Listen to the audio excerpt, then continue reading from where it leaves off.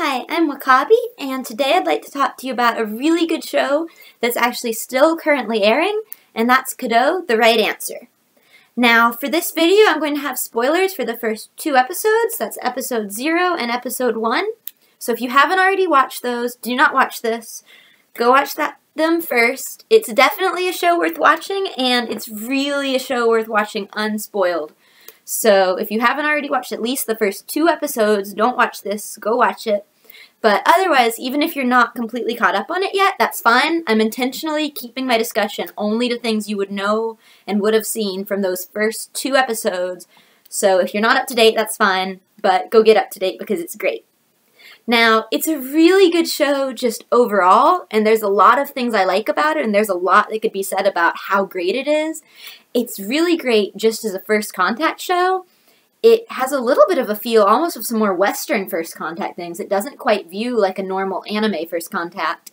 It actually reminds me a little bit of Twilight Zone, and a little bit of what I really had hoped Childhood's End would be before it disappointed me horribly. If any of you know what that is, you know how disappointing it was. If you don't look into it. Just live your life, be happy, move on. Don't spare yourselves.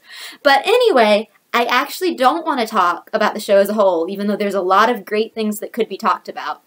But if you would like to watch a video talking about just an overall more broad feel of just why it's so good, then Mother's Basement has already done a really good video on it, focusing especially on why the first episode was so good, and I will link to that. But what I'd like to talk about specifically is the tone and world building that it uses, and how very, very well I think it uses that. Now, there's a few little things, I have to be honest up front, there's a few small things that I'm a little meh on. I'm not sure how I feel about the sides of all the characters' eyes being outlined in red. It's kind of a different choice. Maybe there was some reason for that, but I'm not completely sure yet.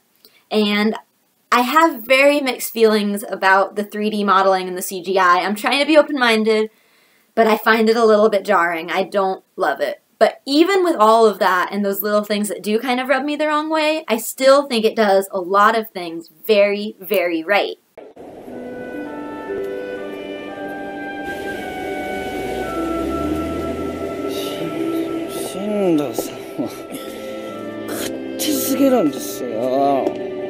わかったわかった。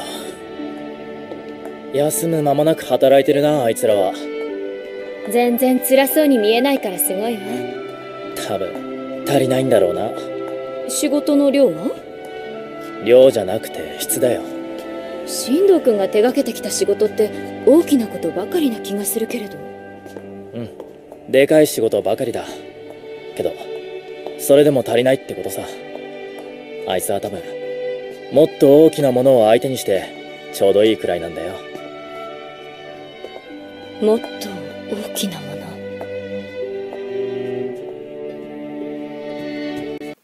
A really big part in creating this world that feels grounded and real and very adult, actually. These are adults with real jobs behaving like adults who have jobs, and that's you don't see that very often. But a big part of how they created this is the characters. Their behavior, their mannerisms, the way they dress, all of their business clothes, they're not stylized, they're not romanticized, they don't look like anime business clothes, they look like business clothes. They look like real people who have real functional jobs and are just going about their daily lives in the real world. And it does this without trying to create this dark, gritty world to prove to you that it's adult, that it's serious, that there's consequences. It does it without nearly that much effort. It feels much more natural, it feels much more real. And I think part of how it does that is by it continues to have warmth. It doesn't try to make it cold and scary. It doesn't need to, because the real world isn't always cold and scary. It can show humanity and warmth and hope and all these very cheery things without having to keep things so dark and gritty.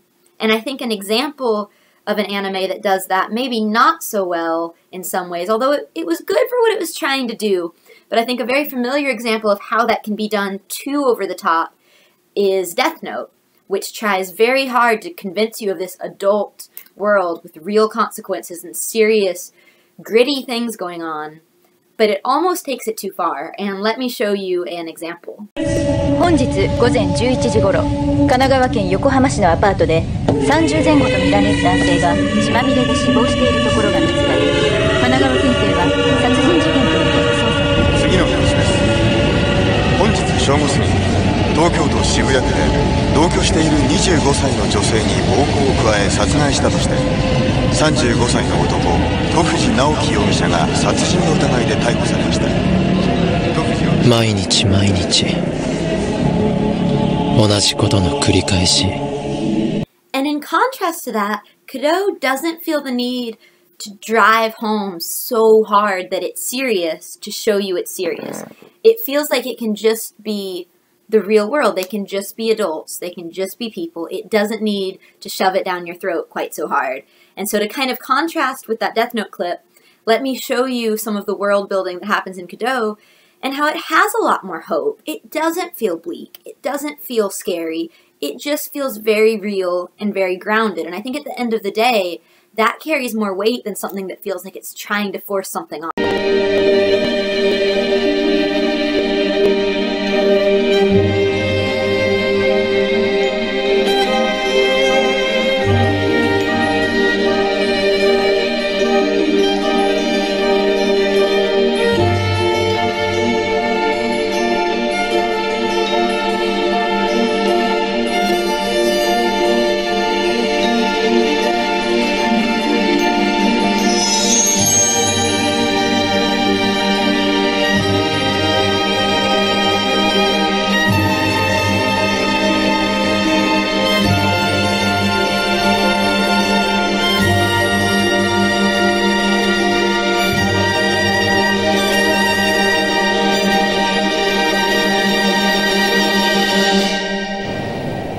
The great thing about this world that they've established is it's very easy to buy into the idea. That was thunder. That was scary. Okay, moving on. The great thing about this is it makes it very easy to buy into the idea that there's real consequences, that things are going to carry through in a logical order and nothing too crazy is going to happen, that there's just a system of how things work and it's going to be logical and rational and consistent. And the thing about building this is then when things that, it's okay, it's just thunder. When things, sorry, this is my puppy, my pupper. When things that go against that happen, it gives them a really strong pop. Because you don't just go, oh, of course, that's how things go. You go, oh, this is going to happen here, and it means something. It has a different weight. Seeing the characters react to it, you can actually believe, yeah, this is out of the normal. This is not their world. This is not what they expected. And it makes it so much more interesting.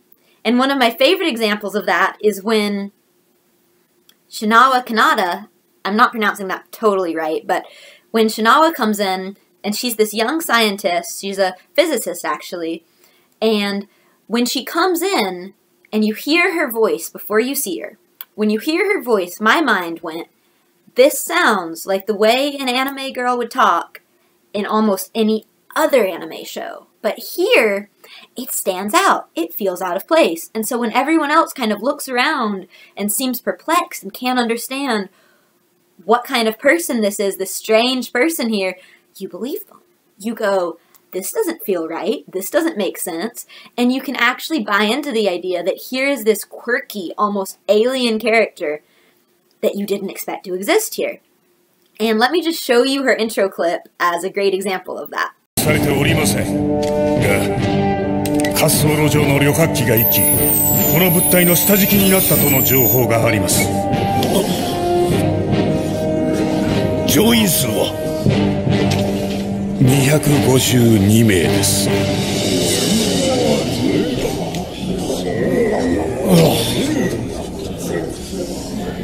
まだわからないですよ。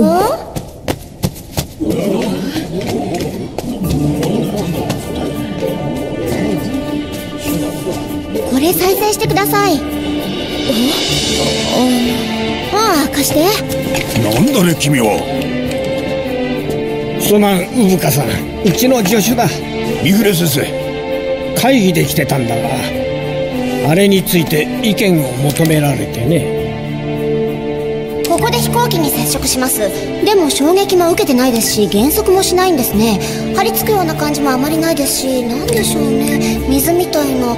ゲル状にしてももう少し抵抗するかもですけど、まだわからないんで保留でいいんですけど、とにかくそんなに硬いものじゃないわけです。でこの辺で中に全部入り込んじゃうんですけど、今この飛行機は秒速22メートルくらいで、こっちの壁面までだいたい800メートルくらいですから、何もなければすぐに頭を出すはずなんですね。でも出ない。何かあったと。中どうなってるのかな。それはまあおいおい調べればいいんですけど、とにかくですね、この飛行機あんまり壊れてないかもしれないんですね。だからあれまだ生きてるかも。So right in the midst of this boardroom with all of these officials sitting around, in bursts Shinawa, the first character that has actually had a speaking part that we have seen that isn't in business clothes. She has her lab coat, which carries a sense of authority, but she's also wearing it open with a graphic t-shirt with a little alien on it. And she comes in with her brightly colored hair and her glasses, which are actually the first time we've seen glasses that are not in a much more neutral color. Even her hair would be toned down in almost any other anime, but here it stands out. And so when everyone looks around like, what on earth is going on? You believe them. You can accept that in this world, she is quirky, she is out of place, and she is very, very different.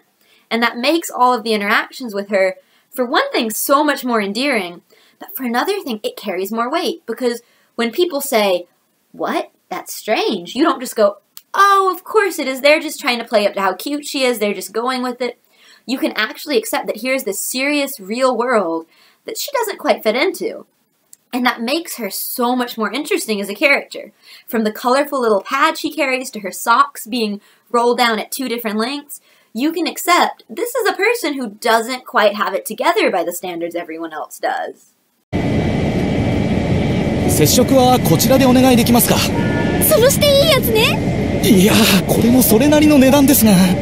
In almost every situation, she acts very differently than everyone else. She's excited by the challenge when others feel threatened. She has such different responses. And you might think that this is doing something kind of like Death Note, where it plays all of the male characters very straight. They're all not very straight, that's not the best word, but where they're all very serious. They're all dressed in dull clothes. They're taking everything very seriously. And then in come female characters, and they're more frivolous, they're dressed in bright clothes, they're more excitable. But we've already seen a few female characters, and we will see more, and they exist in the same world as everyone else. The only exception up to this point is Shinawa, and I think that's what makes her so interesting as a character. Another obvious example that was probably what I should have talked about first, but I think this has already been talked about a lot, and personally, I think Shinawa deserves some more recognition. But another great example is, obviously, the cube. It doesn't belong in this world, and when it appears, it's so much easier to buy. What is this? I understand why people are reacting like this, because this doesn't belong here. This isn't right. This doesn't just happen. And I think another great way that they did that is by framing it not as a sci-fi show. Because in a sci-fi show, these things just happen. It's par for the course. You're not going to think much about it.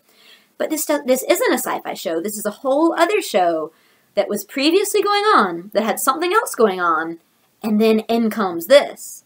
And that makes it so much more shocking, so much more surprising, and you can really buy into all of the reactions to it. これは。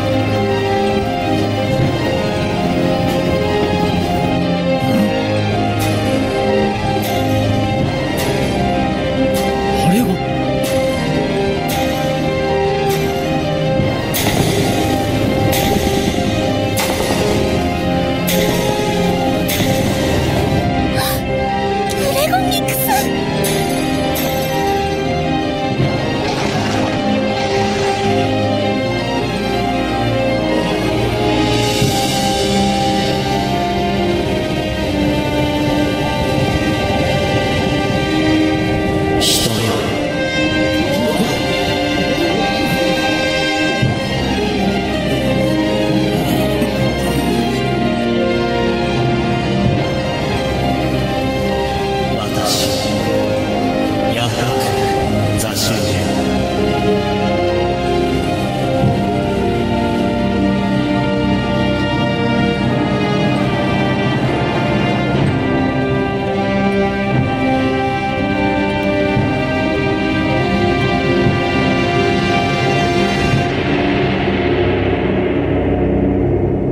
So that's why I think that the world building Kado does goes such a long way in making the problems that arise later in the first episode, episode 0, have so much more weight and mean so much more.